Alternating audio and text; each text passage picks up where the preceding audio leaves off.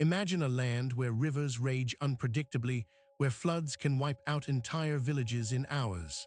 This was ancient China, a civilization born not in spite of water, but because of it. Our story begins where all great Chinese stories begin, with a flood. Around 4,000 years ago, legendary floods threatened to destroy early Chinese settlements. According to tradition, Emperor Yao appointed Gun to control the waters. For 9 years, Gun built dikes and barriers, but the floods only grew worse. When Gun failed, his son Yu took up the challenge, but Yu approached the problem differently. Instead of fighting the water, he would guide it. This revolutionary idea would change China forever. For 13 years, Yu traveled across China, surveying the land and designing a system of channels and canals. Legend says he passed his own home 3 times without entering. Such was his dedication to the people. Yu's success wasn't just engineering, it was political. By organizing thousands of workers from different tribes, he created China's first large-scale cooperative project. Water control required unity. The flood control project succeeded so spectacularly that Yu became a hero. But more importantly, it demonstrated that large-scale organization could solve existential problems. This lesson would echo through millennia. Yu's achievement led directly to the founding of the Xia dynasty, China's first recorded dynasty. The man who controlled water became the man who controlled the state. A pattern was established. The Shang dynasty that followed continued this tradition. Oracle bones from this period contain the earliest written records of water management, proof that controlling rivers remained central to royal authority. By the Zhou dynasty, water management had become institutionalized. The Minister of Works position was created specifically to oversee hydraulic projects. Bureaucracy was born from the need to control water. The Warring States period saw hydraulic engineering become a weapon. States built canals not just for irrigation, but for military transport and economic warfare. Water control meant power projection. When Qin Shi Huang unified China in 221 BCE, he immediately turned to water. The Zhengguo Canal, originally a rival state's project, was expanded to feed the new empire's heartland. Unity required shared water resources. The Qin dynasty's most famous hydraulic project wasn't for irrigation, it was for transportation. The Link Canal connected the Yangtze and Pearl River systems, binding southern China to the imperial center. The Han dynasty took water management to new heights.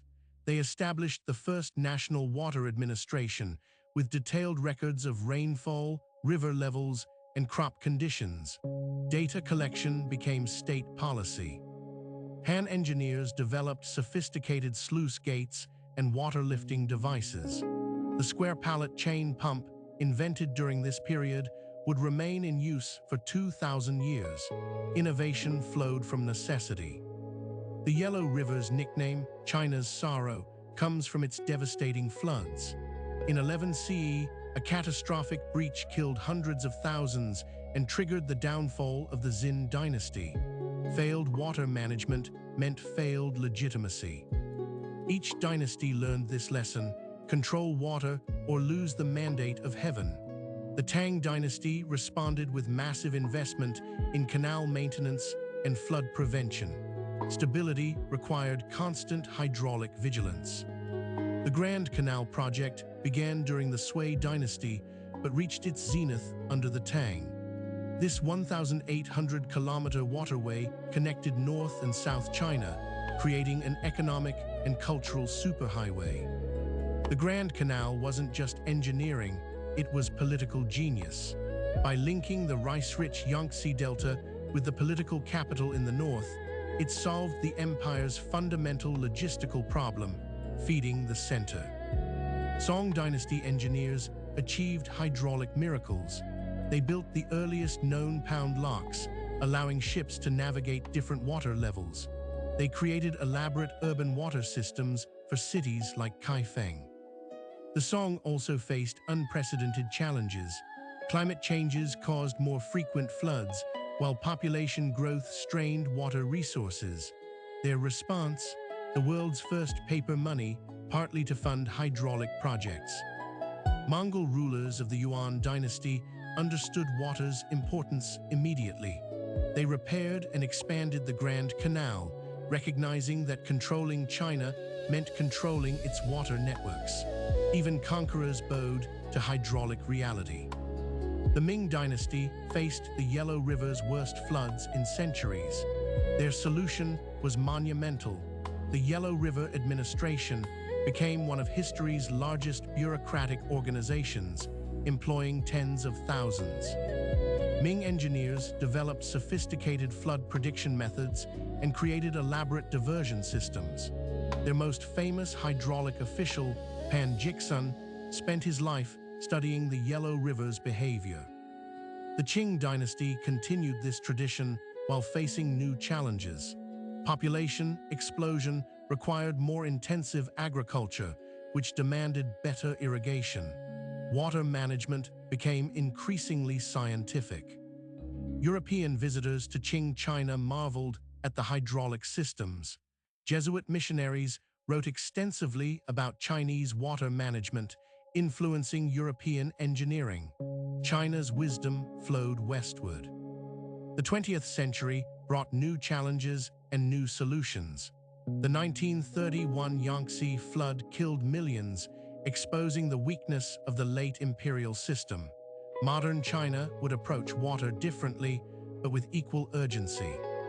Mao Zedong famously said, "Harness the Huai River, making water control central to communist ideology." The Three Gorges Dam, completed in 2006, continues this ancient tradition on a monumental scale. Today's South-North Water Transfer Project echoes the Grand Canal's logic, moving water to where power resides.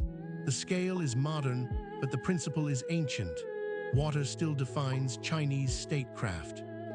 What can we learn from China's hydraulic history? First, that environmental challenges can create political unity.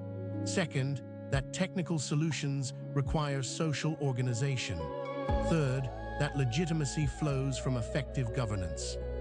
The Chinese state wasn't created in palaces or on battlefields alone.